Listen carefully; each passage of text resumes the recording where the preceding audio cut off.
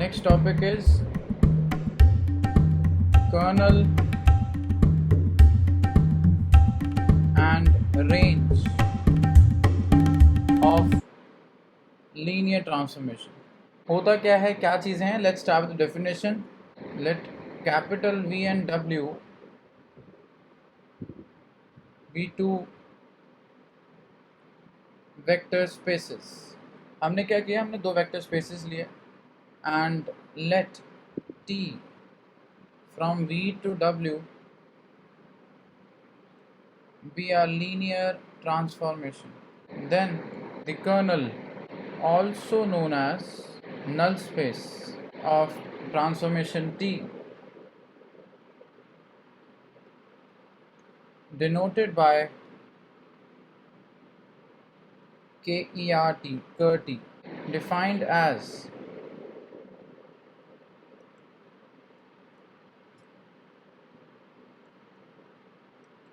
kernel T is equals to all those vectors belongs to domain such that the value of vectors in terms of transformation is equals to 0. Value means ये कहना चाह रहे हैं कि सारे के सारे वेक्टर्स को जो मैपिंग 0 पे मैप करे तो उन वेक्टर्स की कलेक्शन ले लिया और उनके कलेक्शन को कर्नल बोला जाएगा. इसको थोड़ा विजुलाइज कर लेते हैं.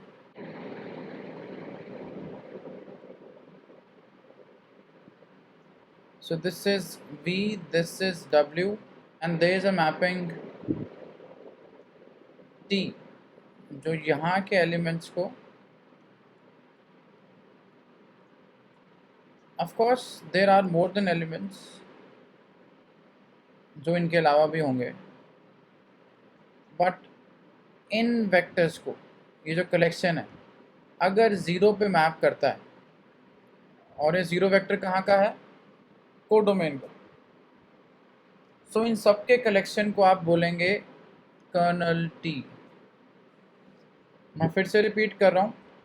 पहले आपने ट्रांसफॉर्मेशन को डिफाइन किया जो डोमेन से कोडोमेन पे मैप होती है. डोमेन है V, कोडोमेन है W, और दोनों वेक्टर स्पेसेस हैं. और ध्यान रखें ये ट्रांसफॉर्मेशन को लीनियर होना पड़ेगा.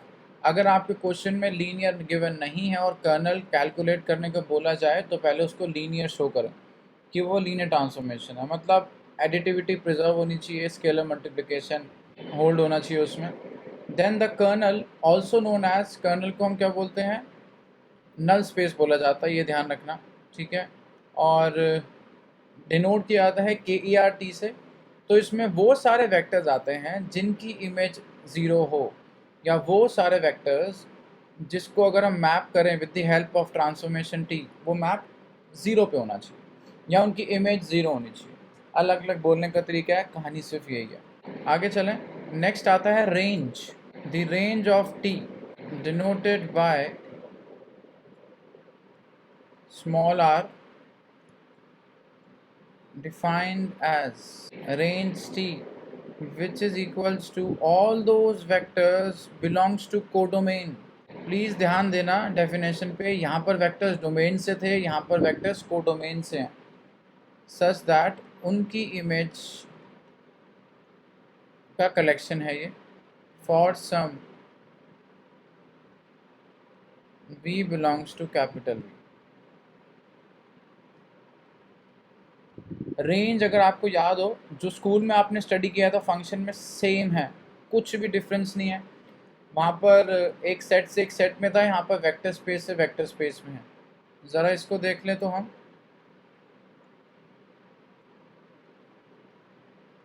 This is domain, this is codomain.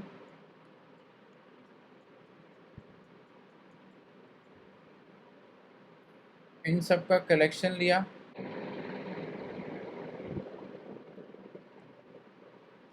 इन सब की इमेजेस को हमने कलेक्ट कर लिया. ऑफ कोर्स इमेजेस बाहर भी कुछ होंगी, कोडोमेन में बहुत सारे एलिमेंट बाहर भी एग्जिस्ट करते हैं. So this particular set, this is range of T. समझ गए? Same as it is concept है. मतलब वो वाले आपको कोडोमेन के एलिमेंट्स लेने हैं. यहाँ पर जो एलिमेंट्स है वो कलेक्शन होगा कोडोमेन के एलिमेंट्स का. जिनकी प्री इमेज एग्जिस्ट करती हो, ऐसे बोल सकते हैं आप। मैं लिख देता हूँ आपके लिए, collection of all those elements of codomain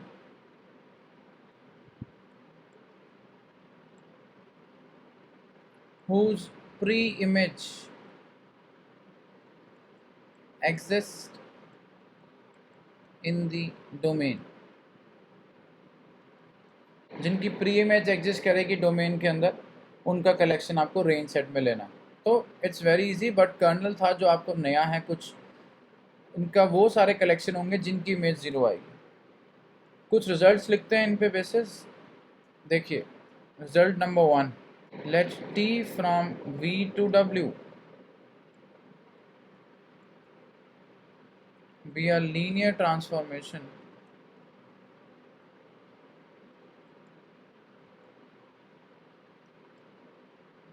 then kernel T is a subspace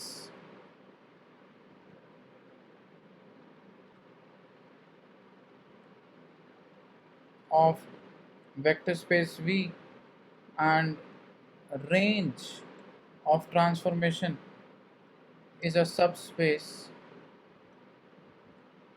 of W।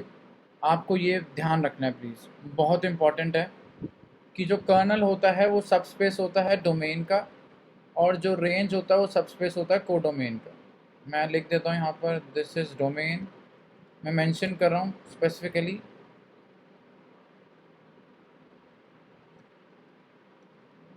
So kernel is a subspace, मतलब कर्नल एक वेक्टर स्पेस है, ठीक है, किसका है, डोमेन का है। इट्स अ सबस्पेस जिसमें वेक्टर एडिशन और स्केलर मल्टीप्लिकेशन होल्ड करता है, और रेंज जो है वो भी सबस्पेस है, लेकिन वो किसकी है, कोडोमेन की सबस्पेस है। ये ध्यान रखें। Result number 2, suppose that T from V to W is a linear transformation। और आपने एक चीज़ और नोटिस की होगी, सारी की सारी चीज़ें यहाँ पर वैलिड हैं अगर आपकी ट्रांसफॉर्मेशन लीनियर है तो, अदरवाइज ऐसा कुछ अभी थ्योरी नहीं है जो आपको पढ़ाया जा रहा है। TV1, TV2, TV3 and so on, TVN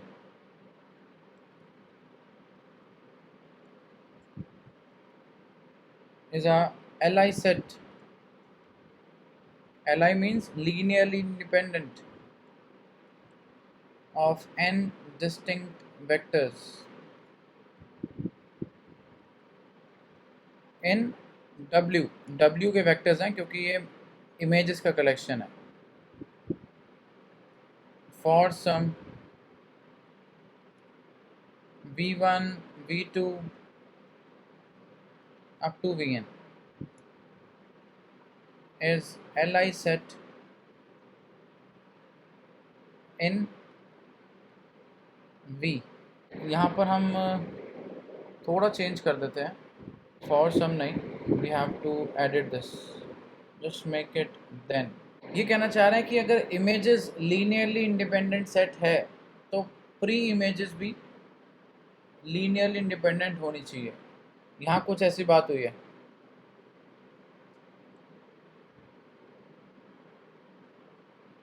this is codomain, this is domain,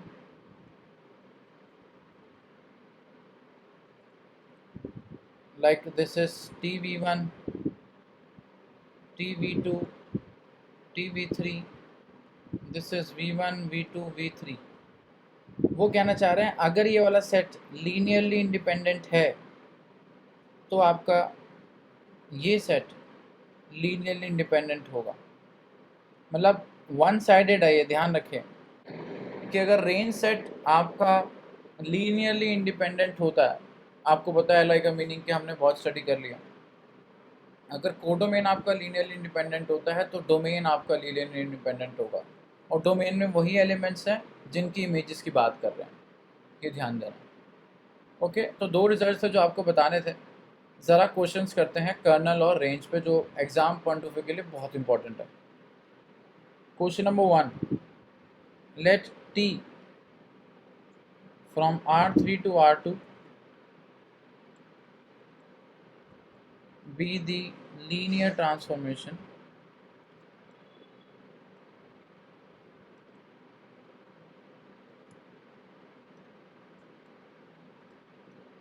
given by x1, x2, x3 defined as 3 to 11, 8, 1, 2.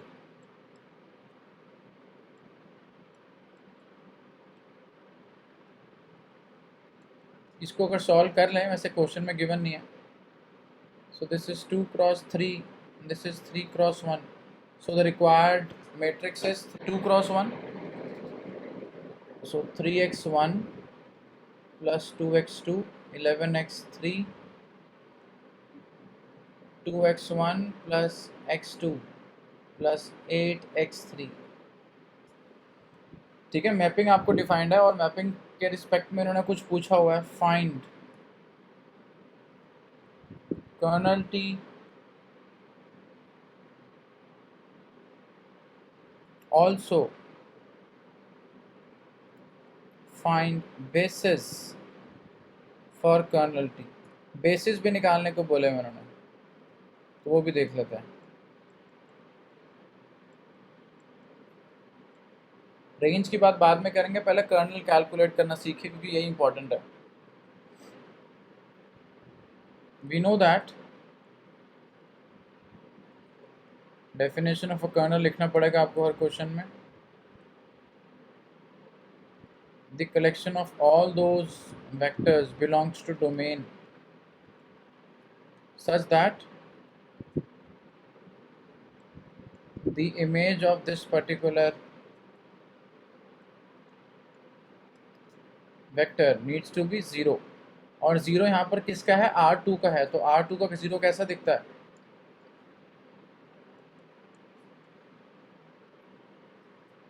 Fine. So this is all those vectors belongs to R3. Definition देखिए, मतलब mapping के according आपको लिखना पड़ेगा. 3x1 plus 2x2, 11x3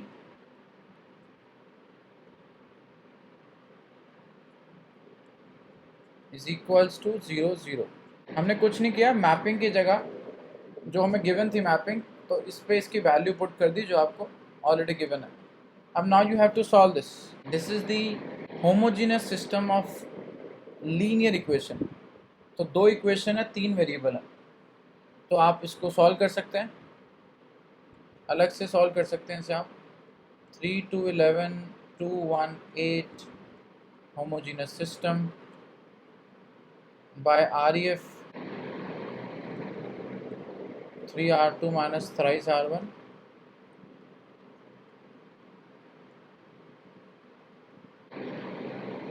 3 minus 6 minus 3 24 minus 33 minus 9 and 0. So इसको फिर से system में लिख लेते हैं.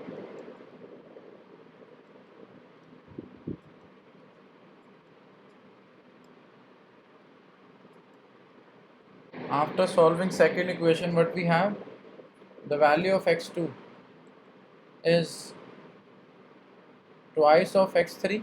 So there is some error. 3 minus 4 minus 1, 24 minus 22. This is 2. So let me erase this.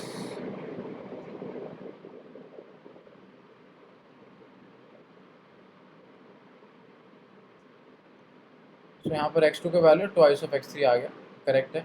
और the value of x2 you have to put it in equation number 1. You will get 3x1 plus 2, 2x3, 3, 0.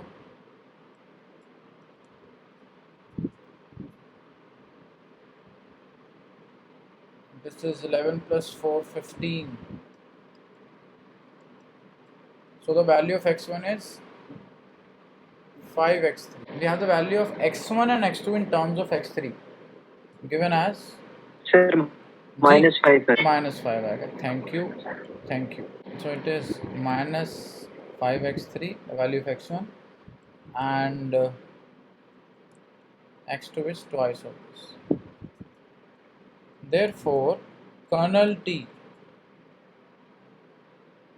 is a collection of the solution -5x3 twice of x3 and x3 such that x3 belongs to R. Take x3 common.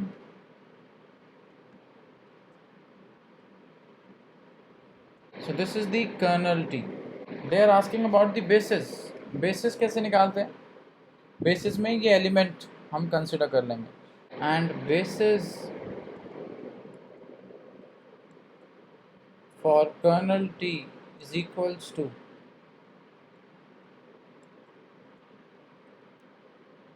तो basis के अंदर एक element आ गया, ठीक है। Bracket actually जो given है वैसे ही लिखना चाहेंगे, कंफ्यूजन कम रहती है। क्वेश्चन में इस टाइप के ब्रैकेट्स गिवन है तो we have to work on this only. Brackets मत चेंज करना, स्क्वायर ब्रैकेट रहेंगे। सो बेसिस के लिए क्या किया था हमने, अगर आपको याद हो, हम जब आइगन वैल्यू सॉल्व करते थे, आइगन वैल्यूज के बाद आइगन वेक्टर्स निकालते थे, तो बेसिस में सिर्फ वही एक पर्टिकुलर वेक्टर आता है जब हम x3 की वैल्यू को 1 पुट कर देते हैं। और ऐसा क्यों करते हैं, क्योंकि x3 0 भी हो सकता है और आपको पता है कि बेसिस के अंदर 0 एलिमेंट नहीं आता क्योंकि वो LD बन जाता है, लीनियरली डिपेंडेंट। x3 को 1 रख दोगे तो ठीक है, 2 रख दोगे तो ट्वाइस ऑफ वो आ गया, तो डिपेंडेंसी बढ़ जाएगी, फिर ट्वाइस हो गया, फिर फोर्थ मल्टीपल, सिक्स मल्टीपल, तो ये सब चीज़ें डिपेंडेंसी लाती है। तो हम x की वैल्यू को 1 रख के इसको बेसिस में ऐड कर सकते हैं फॉर अ पर्टिकुलर वैल्यू। तो ये हो गया आपका बेसिस और ये आपका कर्नल। तो कर्नल में क्या कि एक बार रिवीजन कर लेते हैं। आपको एक मैपिंग गिवन होगी, कर्नल की डेफिनेशन लिखनी है, उसको 0 के इक्वल रखना है। 0 कौन सा होगा, कोडोमेन का 0 एलिमेंट होना चाहिए, ये ध्यान रखें। फिर आपको मैपिंग अकॉर्डिंग उसकी वैल्यू लिखनी होगी, इक्वेट करना होगा। आप अलग से सॉल्व कर सकते हैं और जैसी वैल्यूज़ आई आप फिर से उसी फॉर्म में आ जाओ कर्नल की डेफिनेशन में और बता दो कि वैल्यूज़ ही आ रही है। जो कॉमन आ रहा है उसको अलग रखिए और बेसिस में उसकी पर्टिकुलर सोल्यूशन को रख दीजिए। और क्वेश्चन करते हैं, चीज़ें ज़्यादा क्लियर होंगी। So focus on the next question please. Consider the linear transformation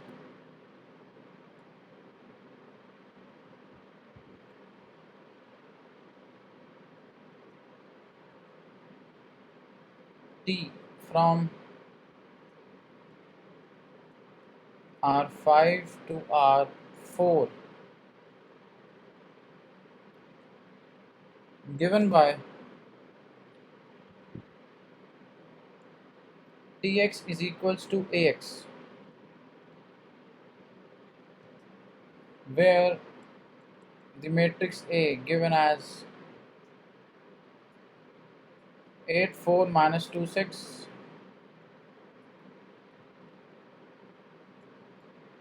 4 2 negative 1 3 16 10 minus 5 15 32 22 minus 11 33 0 minus 4 7 negative 7। So they are saying कि आपके पास एक लीनियर ट्रांसफॉर्मेशन है जो R5 से R4 पे जा रहा है। तो डोमेन यहाँ पर R5 हो गया, कोडोमेन हो गया आपका 4 डायमेंशनल स्पेस R4। मैपिंग दी है Tx इक्वल्स टू x, मतलब मैट्रिक्स मल्टीप्लिकेशन है, कुछ नहीं करना। और मैट्रिक्स आपको कुछ हैवी मैट्रिक्स दिया हुआ है यहाँ पर विच इज़ 4 क्रॉस 5, 4 रोज हैं 5 कॉलम्स हैं। क्वेश्चन देखिए, find kernel T and range T. Also give the dimension of kernel T and range T. Answer same, आपको पहले डेफिनेशन लिखनी है। We know that kernel t is equals to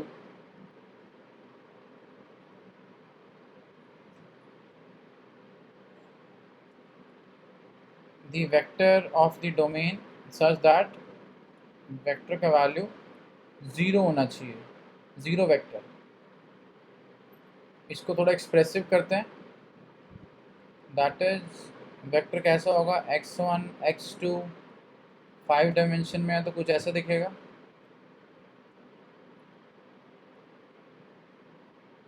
x3 x4 x5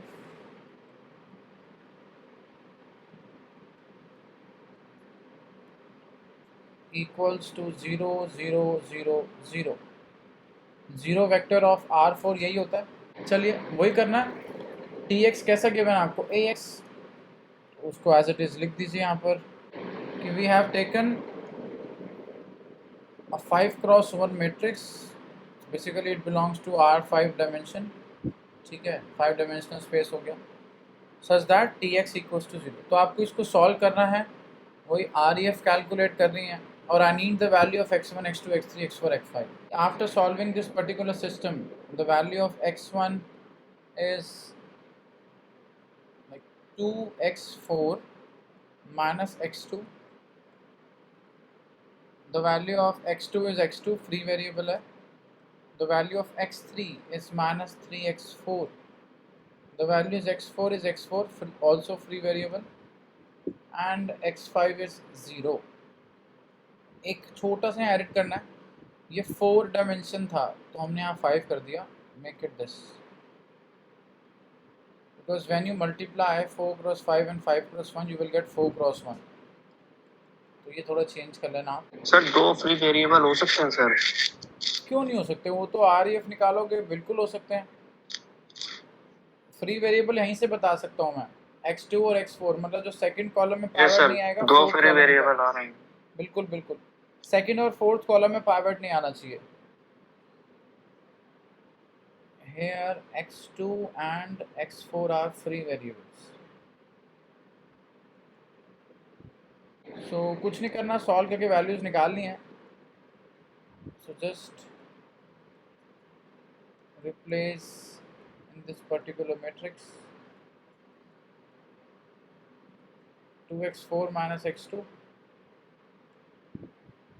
x2 minus 3x4, x4 0, such that x2 and x4 belongs to R. Now your task is take x2 common, but you will have first component से अगर मैं x2 common लेता हूँ यहाँ से, तो ये हो गया 0 minus 1, this is 1, second component से 1 आएगा, थर्ड कंपोनेंट से हमारे पास है ही नहीं कुछ तो 0, फोर्थ में भी 0 और लास्ट में भी 0, प्लस x4 को देखें तो 2 minus 0 0 minus 3 1 0, so x2 comma x4 belongs to R।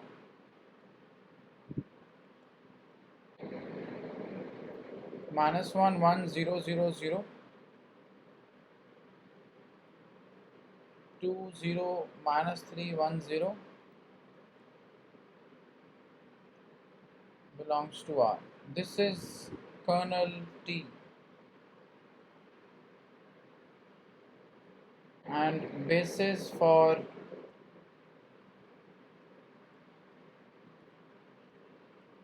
kernel T, यही वेक्टर्स आ जाते हैं आपके पास।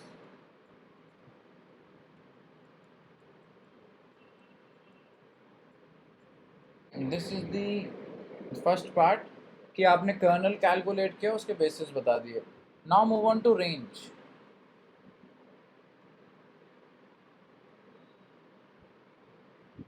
range of T, which is equals to collection of images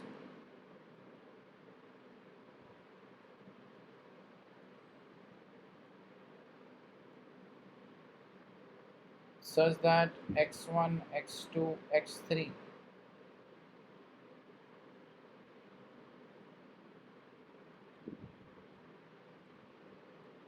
belongs to R5, और ये क्या था, जैसे तो मैट्रिक्स अगर मल्टीप्लाई कर दें उससे तो 8x1 plus 4x2 plus 16x3 because tx equals to ax था, तो मैं वही चीज़ लिख रहा हूँ. So it's a collection of 4 equations.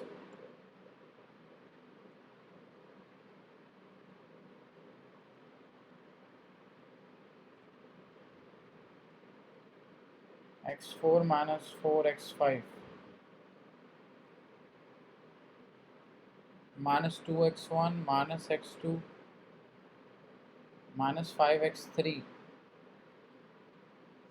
11x4 plus 7x5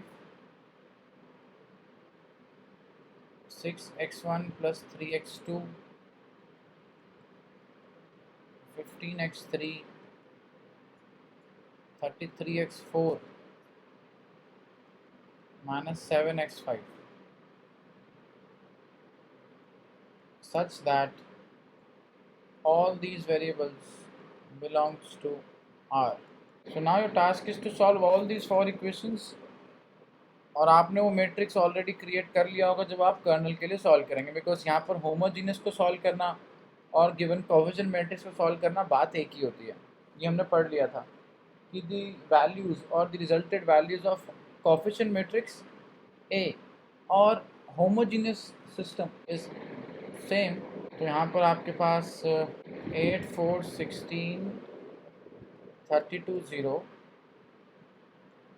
4 2 10 22 minus 4 minus 2 minus 1 minus 5 minus 11 and 7 6 3 15 33 minus 7.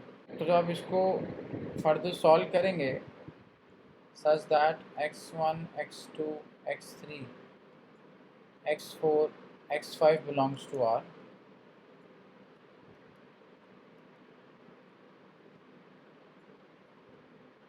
तो ये जो कलेक्शन बनेगा वो बेसिकली यही वेक्टर्स होंगे और इनमें से आपको वो हटाने हैं कॉलम जो लीनियरली डिपेंडेंट थे.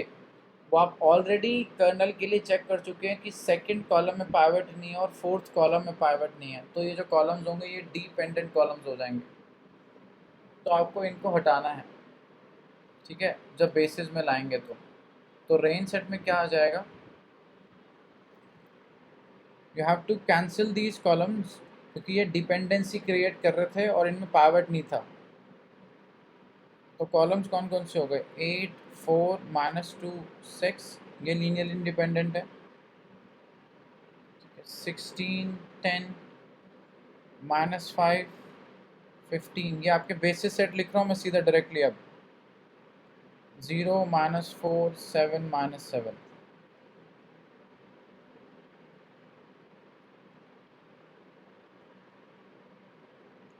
This forms a basis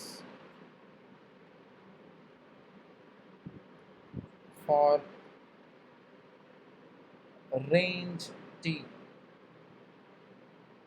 समझ गए हमने क्या किया, हमने ऑलरेडी मैट्रिक्स सॉल्व कर चुके हैं कर्नल की कैलकुलेशन में. और कर्नल की कैलकुलेशन में हमने चेकआउट किया था कि सेकंड कॉलम और फोर्थ कॉलम में पाइवट एलिमेंट नहीं है. तो जब भी जिस कॉलम में पाइवट एलिमेंट नहीं होता वो कॉलम डिपेंडेंट बन जाती है. तो बेसिस में इन एलिमेंट्स को हटा दिया जाएगा. एलिमेंट्स क्या हैं, कॉलम्स हैं.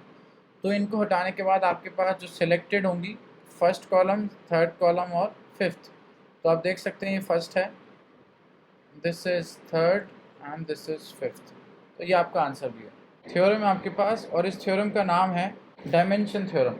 स्टेटमेंट लिखिए, if T from V to W is a linear transformation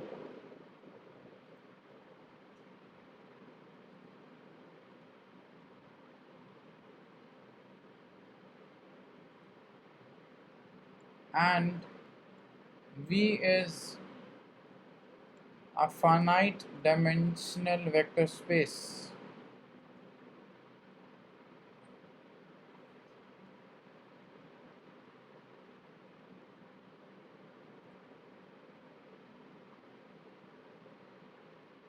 then range of T is finite dimension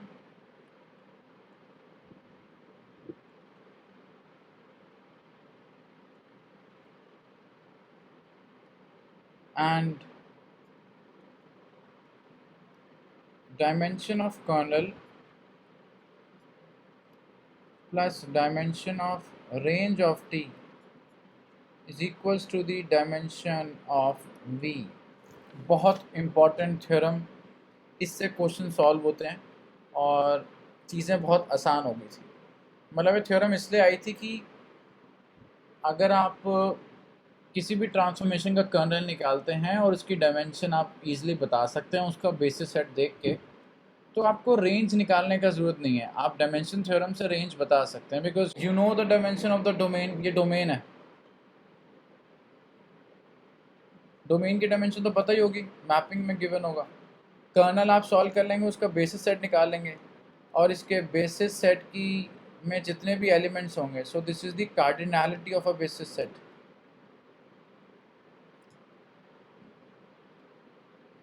basis set of kernel T, kernel निकालना आता है, उसके बेसिस आप बता देंगे, उसके जितने भी एलिमेंट होंगे वो डायमेंशन हो जाएगी कर्नल की। क्योंकि हमने पढ़ा कि dimension is nothing is the cardinality of the basis set of that particular set. ये कैलकुलेट कर सकते हैं, ये पता है, तो आप रेंज सेट आपको सॉल्व करने की ज़रूरत ही नहीं है। Just with this particular formula ही एक तरह से आपके लिए, और या इक्वेशन कह लीजिए, क्योंकि इसमें कुछ ज़्यादा चीज़ें हैं नहीं, इन टर्म्स ऑफ नंबर ही है। तो डायमेंशन ऑफ वी पता है, डायमेंशन ऑफ कर्नल पता है, तो डायमेंशन ऑफ रेंज आप इजीली बता सकते हैं कि बेसिस में कितने एलिमेंट्स होंगे। तो आगे चलते हैं, ज़रा क्वेश्चन करते हैं और इस फैक्ट को यूज़ करेंगे। क्वेश्चन लिखिए please. Question is consider the linear transformation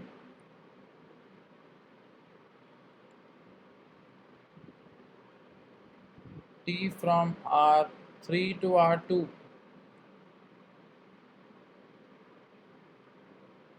given by R3 के अंदर एलिमेंट कुछ ऐसे होंगे, 3 कंपोनेंट्स होंगे उसके अंदर,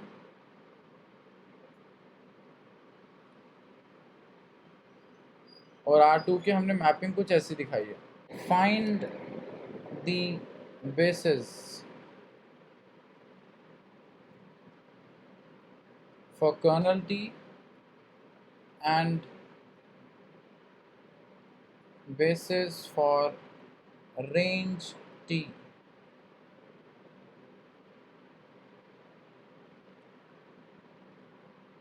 and verify that dimension of kernel, verify करनी है आपको डायमेंशन थ्योरम, तो उसी की स्टेटमेंट हम लिख रहे हैं आपके लिए।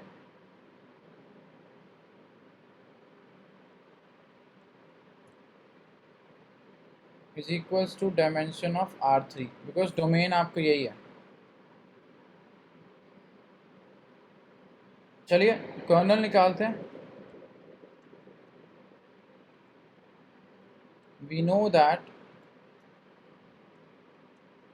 Colonel T is basically collection of those vectors of the domain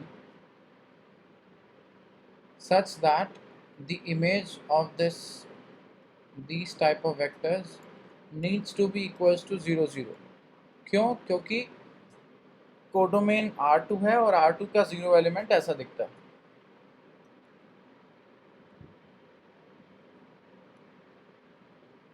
again इसको ऐसे लिखिए, इसकी जगह पे हम ये चीज़, इसकी इमेज लिख सकते हैं।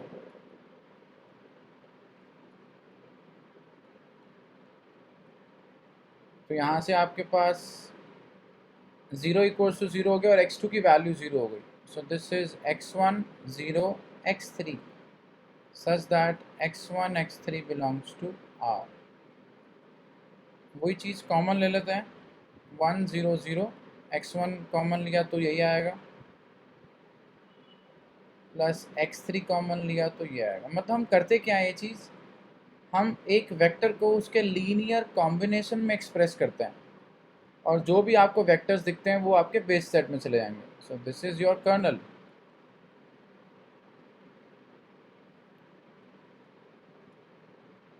And basis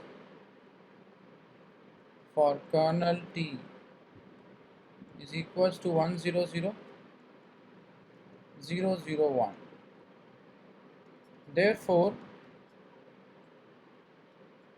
बेसिस सेट में 2 एलिमेंट है, तो डायमेंशन ऑफ कर्नल कितना हो गया 2। क्वेश्चन था आपके पास कि आपको फाइंड आउट नहीं करना, आपको पहले दोनों कैलकुलेट करने हैं बेसिस कर्नल के और रेंज के, उसके बाद वेरीफाई करना है।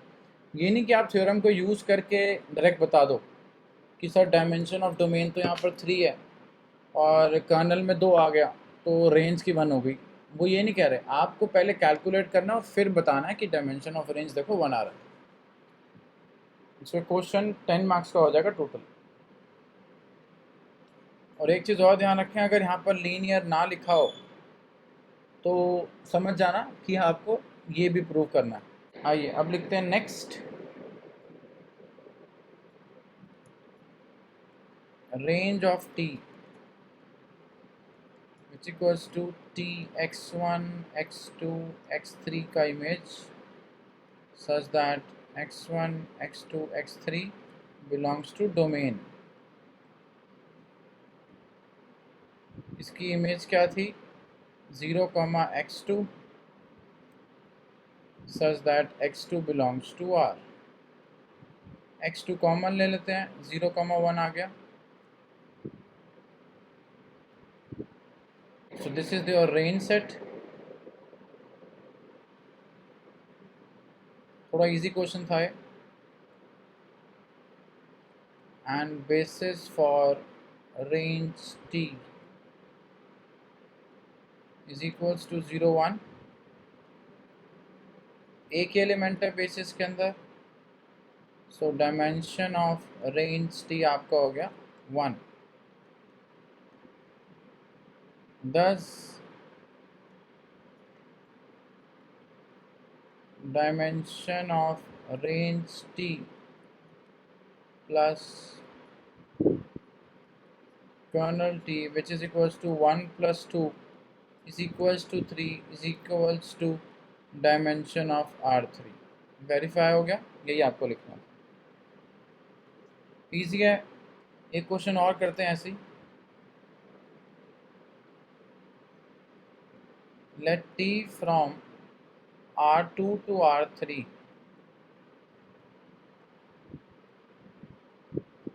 be a linear transformation given by okay find a basis for kernel T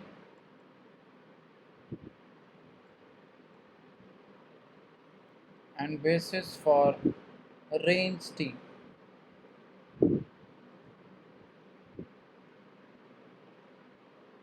Also verify dimension theorem।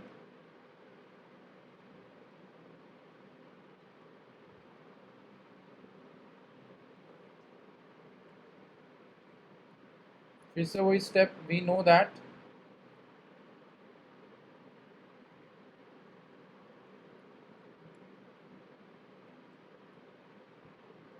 kernel T is equals to all those elements of domain such that is equals to 0, 0, 0 because R3 का 0 vector लिखना है।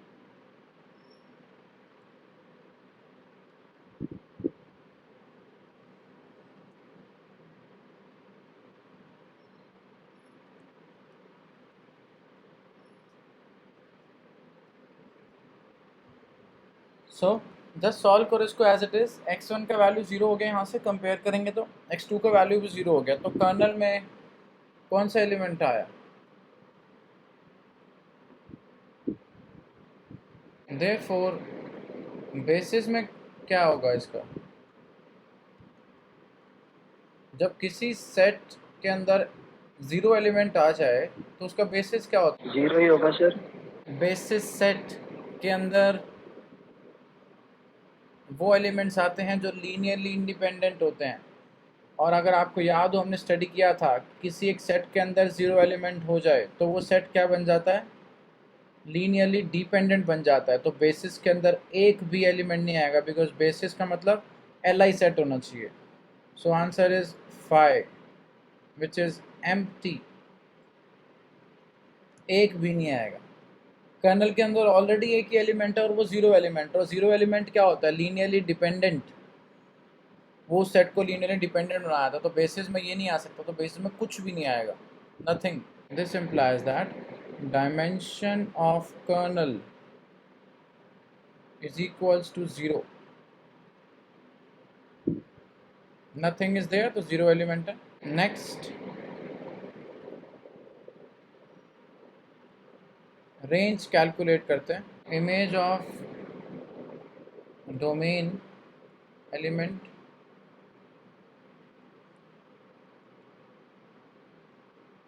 This belongs to R2, और इसकी image क्या है, x1 x2 and this is x2, such that x1 x2 belongs to R.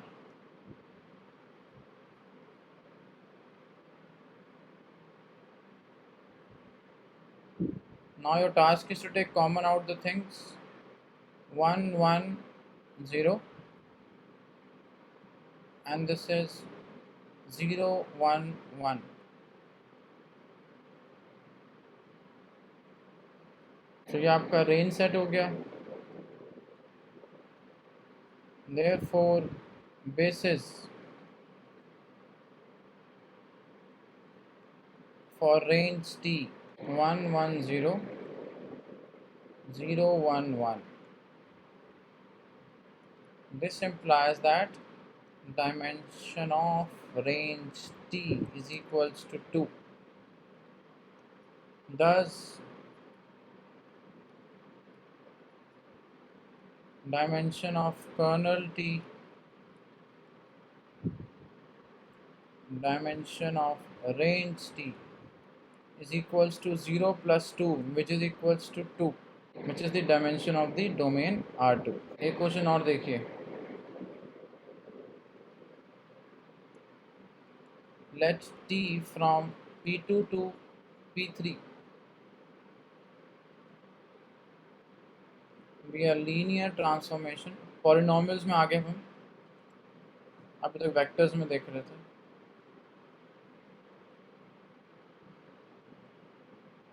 Given by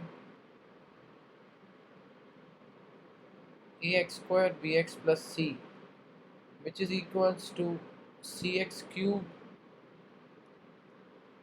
plus bx square plus ax.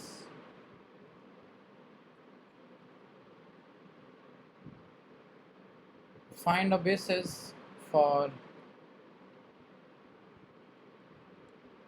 kernel T and basis for range T.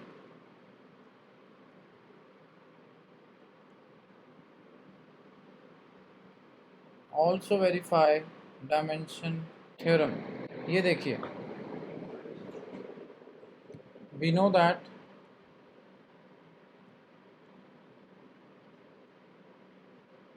kernel T is equals to polynomial, लिख देते हैं, all those polynomial such that इस polynomial की value 0 होनी चाहिए। और वो 0 कैसे दिखेगा, P3 का दिखेगा, तो कुछ ऐसा।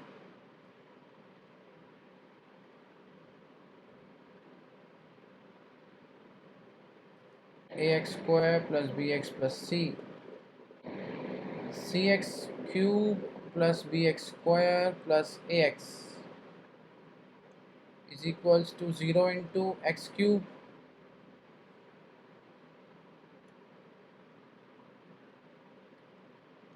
zero x square 0x 0। तो यहाँ से हमारे पास कंपेयर कर सकते हैं, c का वैल्यू 0 हो गया, b का वैल्यू 0 हो गया, a का वैल्यू 0 हो गया। तो कर्नल में सिर्फ 0 0 0 एलिमेंट आएंगे फिर से। by comparing, since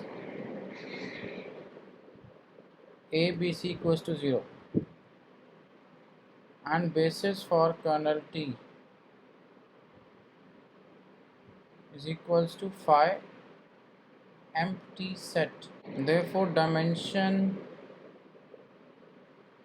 of kernel T is equals to 0. Next, range T देखें एक बार. Image of the domain type vectors such that ये जो vectors हैं belongs to P2 और इसकी इमेज है cx cube bx plus ax where a b c belongs to R. अब यहाँ से आप कॉमन कर सकते हैं, एक्स क्यूब कॉमन लीजिए, ये क्या बन जाएगा c, 0, 0, take x common, this is x square actually, 0 b 0 and constant और x का टर्म हो जाएगा यहाँ पर the coefficient.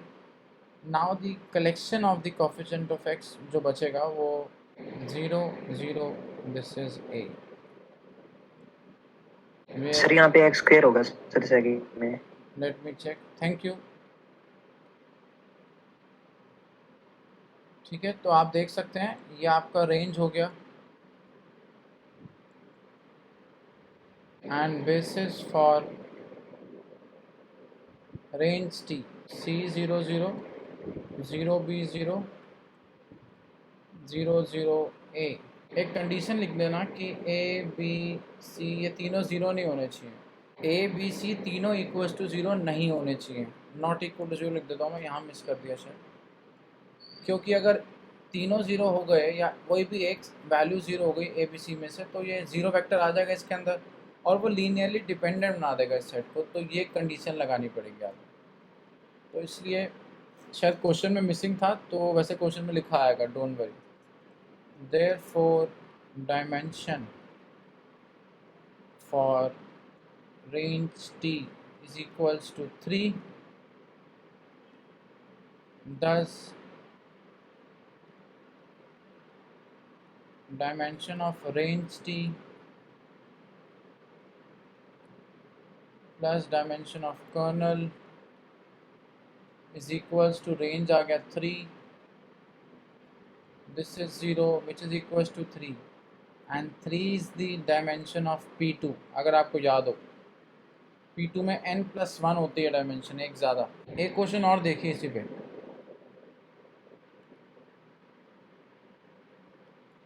Let T from P2 to R2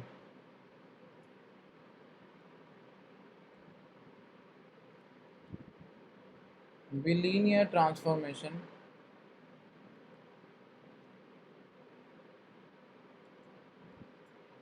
given by TPX रख देते हैं इसे.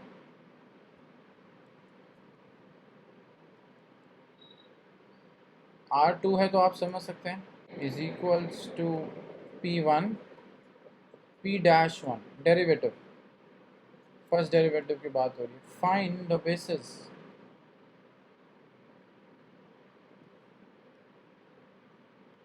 for kernel T and a basis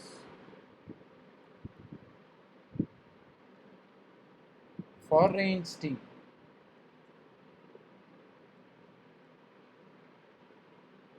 Also verify the dimension theorem.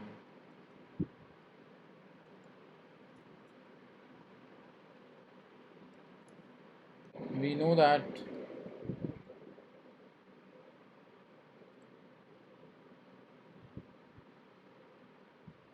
kernel T is equals to the collection of the domain, basically a Px, such that of Px is equals to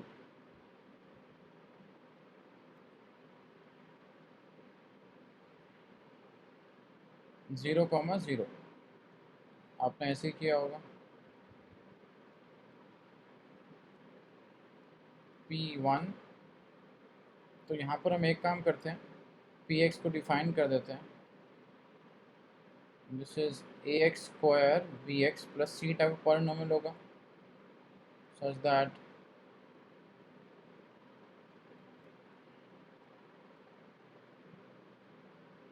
थोड़ा better हो गया अब इसमें। इसका value है P1, P1 मतलब इस polynomial की x की जगह पे वैल्यू 1 रखनी है, तो ये हो जाएगा a प्लस बी प्लस सी, इसका डेरिवेटिव करके 1 रखना है, that means 2x plus B, तो ये हो जाएगा 2a plus B is equals to 0,0। I hope ये स्टेप समझ में आया होगा। फिर से दो इक्वेशन है, दो वेरिएबल है, ये तो आप मैन्युअली भी सॉल्व कर सकते हैं। a प्लस बी प्लस सी 0 के इक्वल हो गया, मतलब यहाँ से ये चीज़ आ गया और 2a प्लस बी दिस यहाँ से आ गया, तो a का वैल्यू हो गया -b/2। ठीक है, इसको इसमें पुट करें फर्स्ट इक्वेशन में,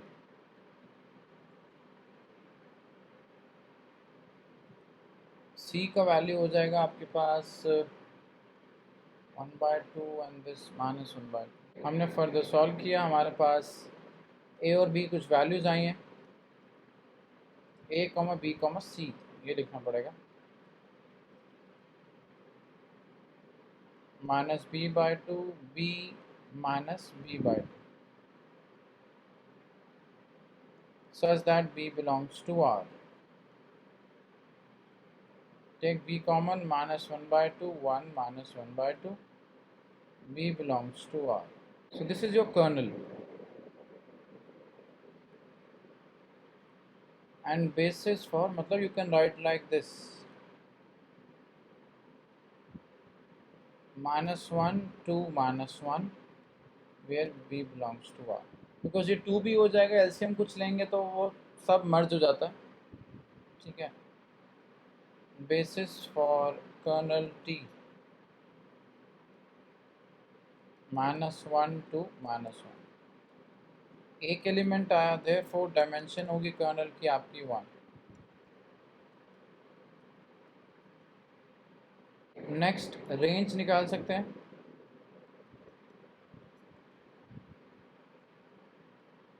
T of Px such that Px belongs to P2,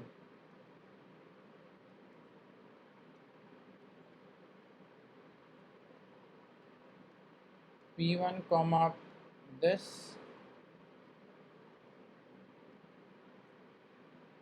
ax square bx this belongs to P2।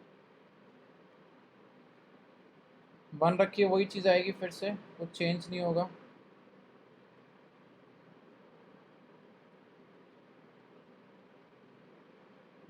belongs to R, take A common, B common and C common। A common रखा हमारे पास, 1, 2 1, 1, C रखेंगे तो 1, 0 आएगा। अब यहाँ से तो ऐसा लगता है कि डायमेंशन ऑफ रेंज 3 आ गई, और यहाँ कर्नल की 1 है तो डोमेन की डायमेंशन 4 होनी चाहिए, बट डोमेन तो P2 है, डोमेन की डायमेंशन 3 होगी, तो कुछ ना कुछ तो गड़बड़ है। तो रेंज के अंदर आपके पास कुछ एक ऐसा एलिमेंट है, रेंज यहाँ तक तो आपने सही निकाला, क्योंकि रेंज होता है सब स्पेस, बेसिस नहीं होता। बेसिस के अंदर आपको एक एलिमेंट ढूंढ के कम करना पड़ेगा, क्योंकि बेसिस के अंदर ज़्यादा से ज़्यादा 2 एलिमेंट हो सकते हैं, और 2 ही होंगे, बिकॉज डायमेंशन ऑफ थ्योरम यही कहती है। तो हम इसको रख देते हैं, ये ठीक रहेगा, क्योंकि आप देख सकते हैं you can generate 1, 2 vector with the help of these 2 vectors by the help of linear combination। Therefore, sir ये दोबारा एक्सप्लेन करना सर। हम ये कहना चाह रहे थे कि यहाँ से लग रहा है कि 3 वेक्टर आएंगे, बट 3 वेक्टर कैसे हो सकते हैं, क्योंकि डायमेंशन फिर 3 हो जाएगी बेसिस के अंदर। बेसिस के अंदर 3 एलिमेंट होगा तो डायमेंशन ऑफ रेंज हो गया 3, और डायमेंशन ऑफ अ कर्नल हो गया 1, तो टोटल करेंगे, सम करेंगे तो 4 हो जाएगा। बट यहाँ पर डोमेन की डायमेंशन होती है 3, तो डायमेंशन थ्योरम तो गलत हो नहीं सकती, और कर्नल भी ठीक निकाला है। तो जो गड़बड़ है वो यहाँ पर है, तो यहाँ पर जो 3 वेक्टर दे रखे हैं इसमें से एक ना एक 2 पे डिपेंडेंट होगा, तो हमने ये वाला जो है ये डिपेंडेंट है। आप वो चेक भी कर सकते हैं, कुछ इसमें लीनियर कॉम्बिनेशन बनाओ, मैं कर देता हूँ आपके लिए, don't worry. 1, 2 can be written as,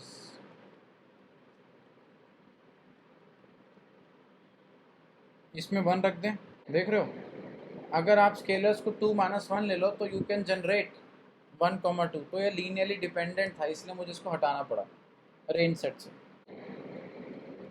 I hope this is clear.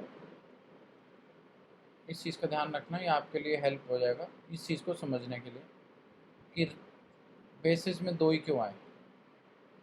Therefore dimension of range t is equals to 2. Thus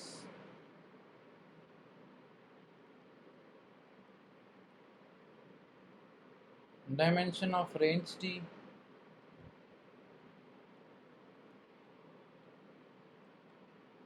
dimension of kernel t is equals to 2 plus 1, 3, which equals to dimension of domain p2, उसके भी 3 है। Find kernel t and range t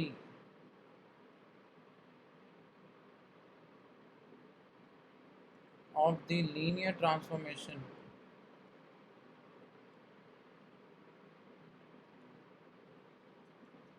t from R3 to R3, linear operator है एक तरह से,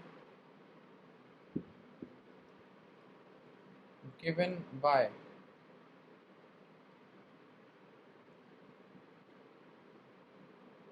x1, x2, x3,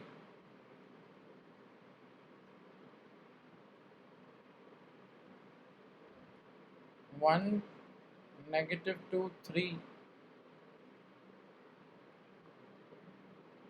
-1, 3, -3, 5, -13, 15, x1, x2, x3। ये mapping दे रखी है, कर्नल निकालना है, रेंज निकालना है। Let me help you, I am giving the answers. Kernel T यहाँ पर जो आपका आएगा, मैं बेसिस लिख देता हूँ सीधा, -2, 3, 1 and basis for range t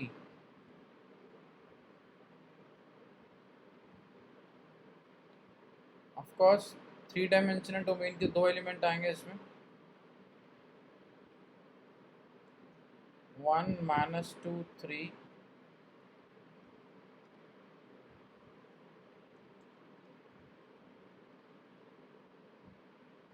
-1, 3, -3।